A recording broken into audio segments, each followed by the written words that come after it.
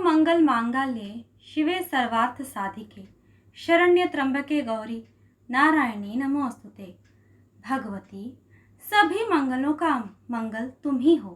तुम ही साक्षात शिव अर्थात कल्याण स्वरूपा हो।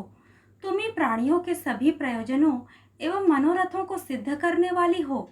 तुम ही शरण ग्रहण करने योग्य हो अर्थात शरण ग्रहण करने वाले सभी प्रकार से कृतार्थ हो जाते हैं और अपने निर्णय का अनुमोदन करने लगते हैं। तुम त्रयंबक अर्थात 3 नेत्रों वाली भूत भविष्य और वर्तमान को प्रत्यक्ष देखने वाली हो। तुम शिव पत्नी हो और भगवान के सभी स्वरूपों के साथ जुड़ी हुई हो। ऐसी इस विशिष्ट महिमा वाली भगवती दुर्गा को मैं सादर प्रणाम का निवेदन करती हूँ।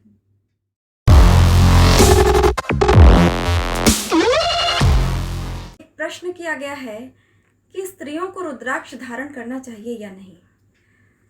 इस पे बहुत सारे विरोधाभास हैं, लेकिन शिव पुराण की विदेश्वर संहिता के 25वें अध्याय में स्पष्ट लिखा गया है कि सर्वाश्रमणाम वर्णानाम स्त्री शूद्रानाम शिव आज्ञा धार्या सदैव रुद्राक्षा। सभी वर्णों के आश्रम को, सभी आश्रम जैसे कि गृहस्थ आश्रम हो, संन्यास हो, ब्रह्मचर्य हो या बालिका हो या कोई भी आप किसी भी अवस्था में हो, रुद्राक्ष को धारण कर सकते हैं। वर्णा नाम किसी भी वर्ण के हो, ब्राह्मण हो, क्षत्रिय हो, वैश्य हो, शूद्र हो, सभी को रुद्राक्ष धारण करने की आज्ञा है। स्त्री शूद्रा नाम, स्त्री हो या शूद्र हो, सभी जो भी शिव जी के भक्त हैं वो रुद्राक्ष को धारण कर सकते हैं। तो स्त्रियों को रुद्राक्ष धारण करने को मना है, ऐसा कदापि नहीं है। सभी स्त्रियां रुद्राक्ष धारण कर सकती हैं और सभी जो सधवा स्त्रियां हैं, विवाहिता स्त्रियां हैं, उनको पूजा पर बैठने से, ध्यान और व्रत उपवास जो भी करने से पहले अच्छी तरह से वस्त्राभूषण से, अलंकार से, जिसको कहते हैं कि सज धज कर ही पूजा पाठ करनी चाहिए। ये हमारे सनातन धर्म संस्कृति का आजकल फैशन हो गया है कि सनातन संस्कृति के जो वैवाहिक चिन्ह हैं उनको नहीं लगाने का, उनको जैसे कि श्रृंगार करके नहीं पूजा करने को। लेकिन मेरी बहनों, अगर वो जो सनातन संस्कृति के जो अवैवाहिक जो चिन्ह हैं उसको अगर आप छोड़कर पूजा पाठ पद्धति करती हैं तो वो आपका जो पूजा है उसका फल आपको आधा मिलता है। इसीलिए सभी विवाहित स्त्रियों को श्रृंगार करके ही शिव जी की या किसी भी अन्य देवी देवताओं की पूजा करनी चाहिए।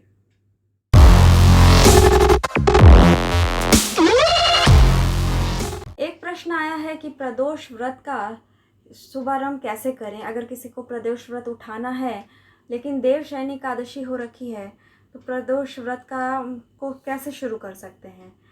तो ऐसा है कि देवशयनी एकादशी का मतलब होता है कि भगवान विष्णु नारायण उस दिन से शयन में चले जाते हैं, निंद्रा में चले जाते हैं और अपना चार्ज जो है महादेव जी को देके चले जाते हैं। भगवान भोले शंकर इन 4 महीनों में सारा जो पृथ्वी ब्रह्मांड सारा कुछ सभी का चार्ज महादेव के पास रहता है।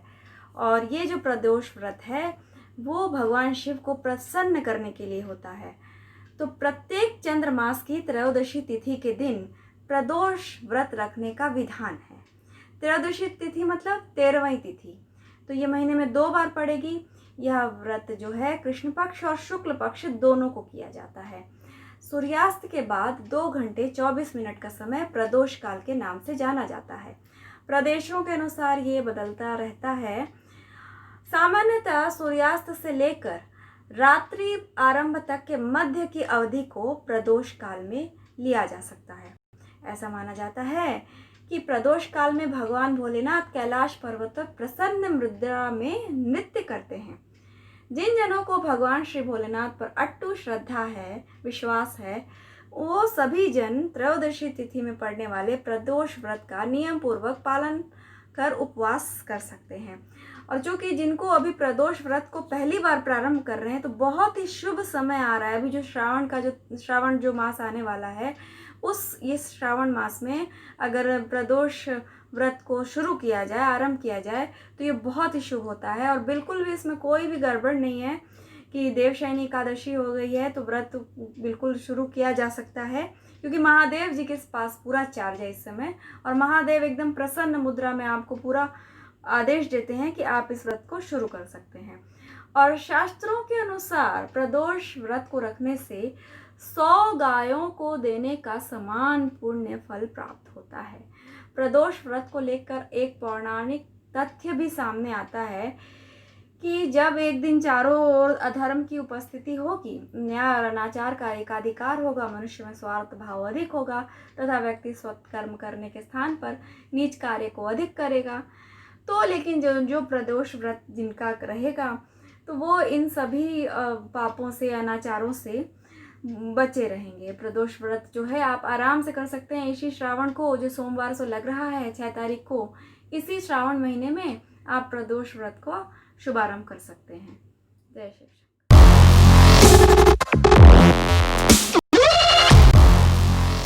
सनातन धर्म से संबंधित कोई भी प्रश्न हो, कोई भी विषय हो, या आप लोगों के मन में कोई भी शंका हो, किसी भी व्रत, पूजा, उपवास के बारे में कुछ जानना हो, अभिरुचि हो, या कुछ जैसे कि कुछ पता नहीं रहता कई बार कि क्या करें, कुछ समझ में नहीं आता, तो कोई भी प्रश्न हो तो आप कमेंट बॉक्स में अपने सारे प्रश्नों को लिख सकते हैं।